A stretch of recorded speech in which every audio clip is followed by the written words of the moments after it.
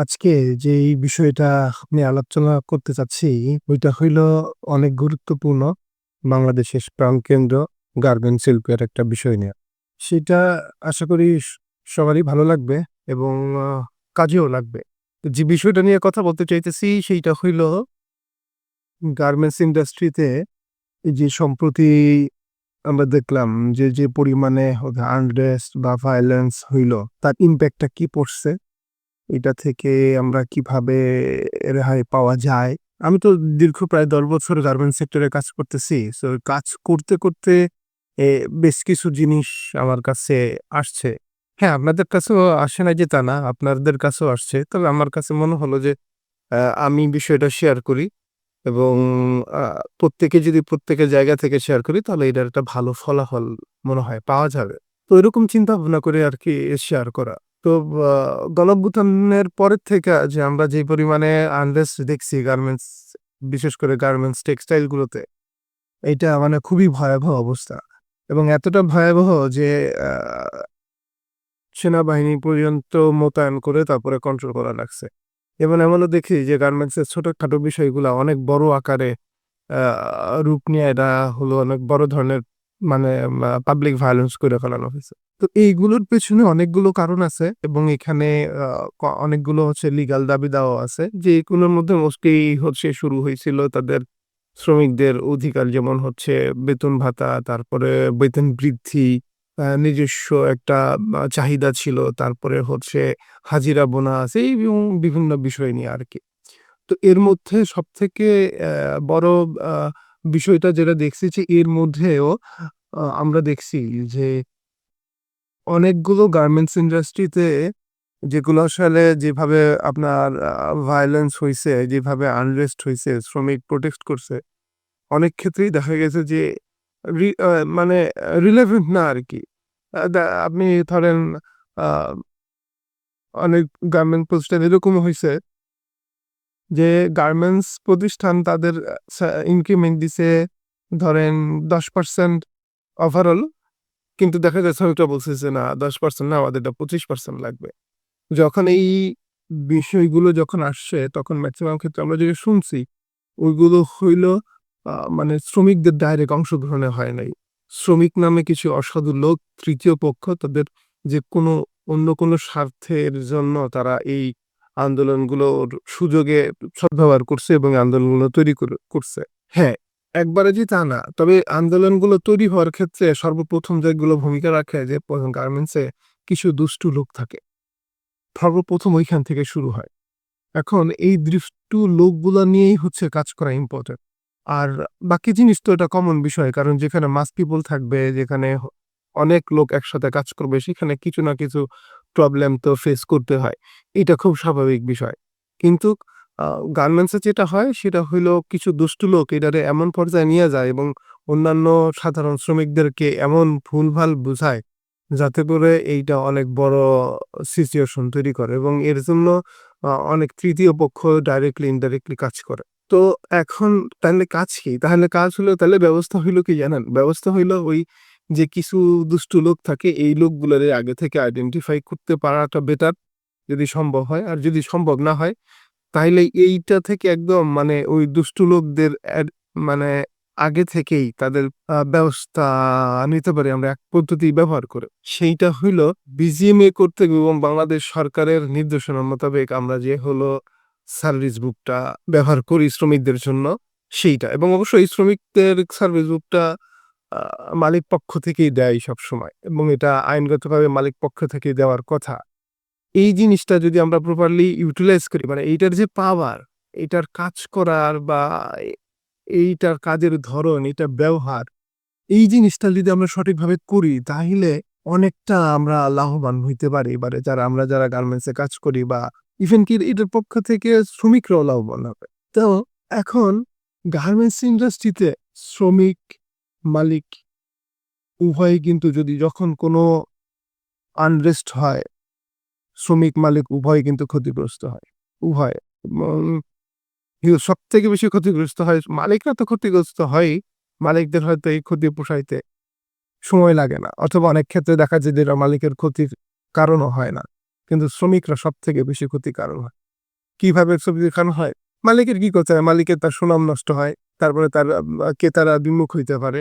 তাছাড়া আ ব্যাংকের কাছ থেকে যদি লোন-টোন নিয়ে থাকে সেক্ষেত্রে যদি লোন-টোন নিয়ে থাকে সেক্ষেত্রে হয়তো ব্যাংকের কর্তৃপক্ষ হয়তো ওই মালিকের প্রতি আস্থাটা কমে যায়। কিন্তু শ্রমিকদের যে সবথেকে শ্রমিকদের অনেক বেশি ক্ষতি হয়। তারা চাকরি হারায়, সুনামের সাথে হারায়, এলাকা ছাড়া হয়। সবথেকে বড় প্রবলেম হইলো অন্য কোনো প্রতিষ্ঠানে সহজে চাকরি করতে চায় না যদি শোনে যে সে অন্য প্রতিষ্ঠানে। সর্বপ্রথম সে যদি চাকরি ছেড়েও যায় বা কোনো কারণে দেখা গেছে যে আন্ডারস্ট্রেস আজকে সে চাকরি ছাড়ছে আরো ৬ মাস আগে। অন্য কোনো প্রতিষ্ঠানে যাবে যায়ে যদি শোনে যে, "না, আমি তো অমুক ফ্যাক্টরিতে চাকরি আচ্ছা।" হ্যাঁ? তখন ওরা মনে করেন যে, "আরে অমুক ফ্যাক্টরিতে চাকরি, অমুক ফ্যাক্টরিতে তো শ্রমিকরা আন্দোলন করছে। ও তো ওই পক্ষে শামিল হইতে পারে।" ব্যাস, ওরে আর কিন্তু টেকনিক্যালি নিবে না। তো এটা গার্মেন্টস এর জন্য একটা খুব কমন বিষয় এবং এটা তো আমরা সবাই জানি। সবাই জানি এটা খুব কমন বিষয়। এটা সবাই তার যার প্রত্যেকটা গার্মেন্টসেই তার যার প্রোটেকশন নেয় বিভিন্ন টেকনিক্যাল আ টেকনিক ইউজ কইরা। এটা কোনো বিষয় না। কিন্তু সার্ভিস বুকের কথাটা কেন কইলাম? সার্ভিস বুকটা আসলে কিভাবে কাজ করে এটা আমরা সবাই জানি। বাট এই ক্ষেত্রে এটা কিভাবে কাজ করে দেখেন, একটা সার্ভিস বুক হলো একটা শ্রমিকের মানে টোটাল দলিল এবং এর থেকে পাকা রেজিস্টার দলিল আর হইতে পারে।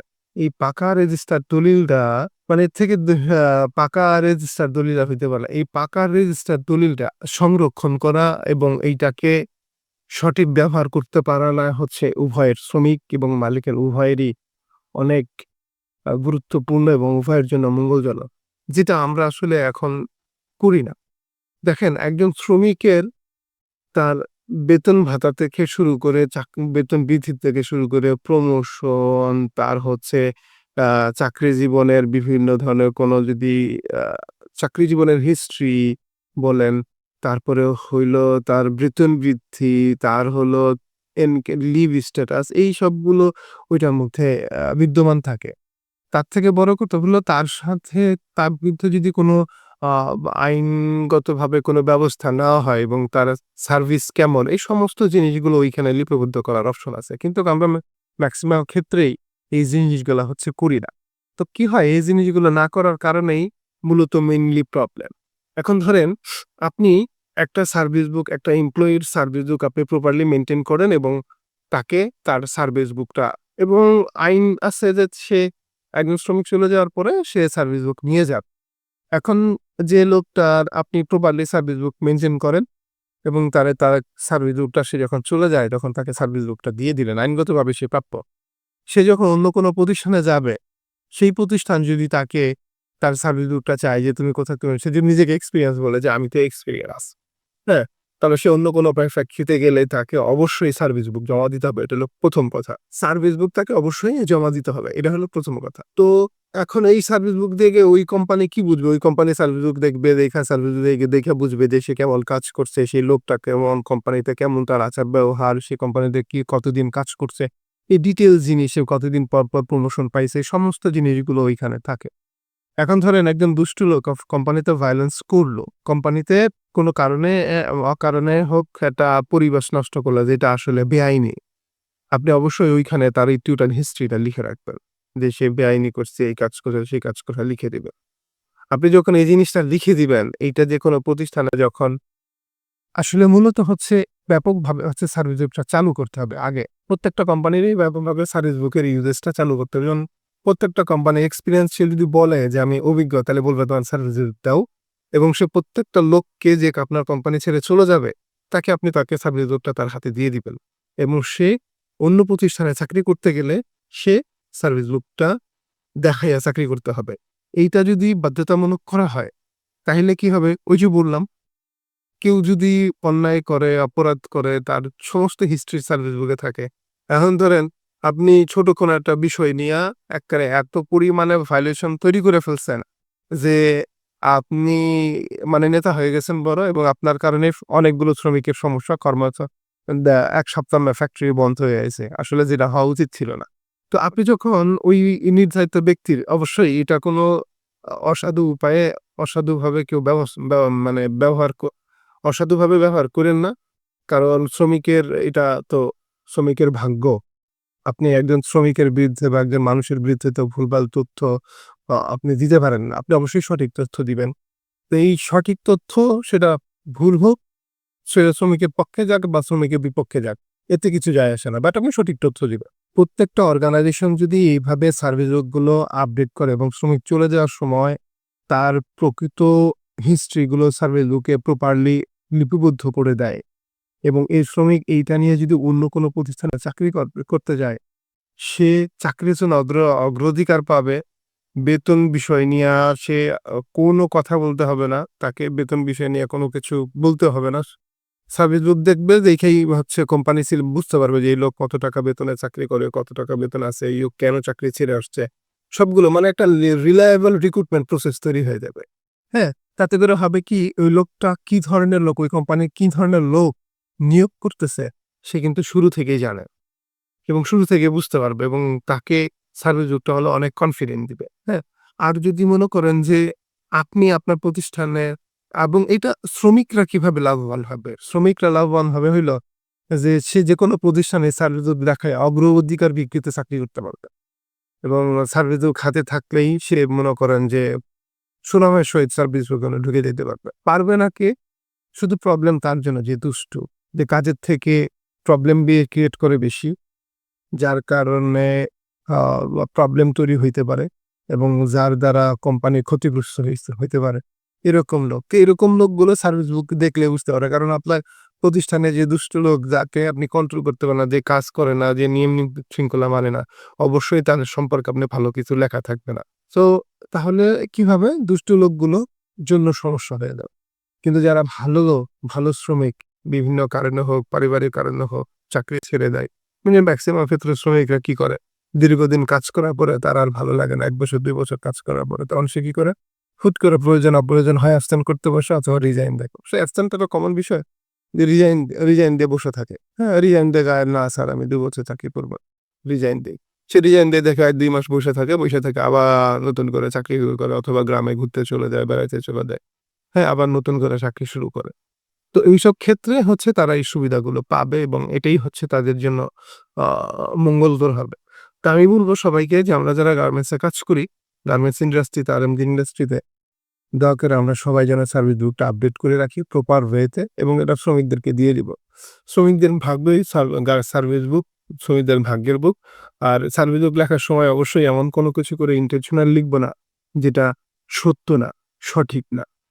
এবং আপনার একটা মিথ্যা এবং ভুল তথ্যের কারণে একজন শ্রমিকের আ জীবনে, অর্থনৈতিক জীবনে বলেন, ওর ব্যক্তিগত জীবনে অনেক বড় প্রভাব ফেলতে পারে। তাই যখন লিখবেন একটা মানুষের ভাগ্য, যখন ভাগ্যের বিষয়ে একটা মানুষের ভবিষ্যৎ ওইটার মধ্যে তৈরি হয়ে যায় অলমোস্ট। তো যখন লিখবেন তখন অবশ্যই সঠিক তথ্য লিখবেন, সঠিকভাবে লিখবেন। চলেন সবাই মিলে এই সার্ভিস বুকটাকে 100% ব্যবহার করি এবং গার্মেন্টস ইন্ডাস্ট্রির এই অনাকাঙ্ক্ষিত ঘটনাগুলোর সুরক্ষা লাভে সহায়তা করি। আজকে এই পর্যন্তই। আল্লাহ হাফেজ। সবাই ভালো থাকবেন।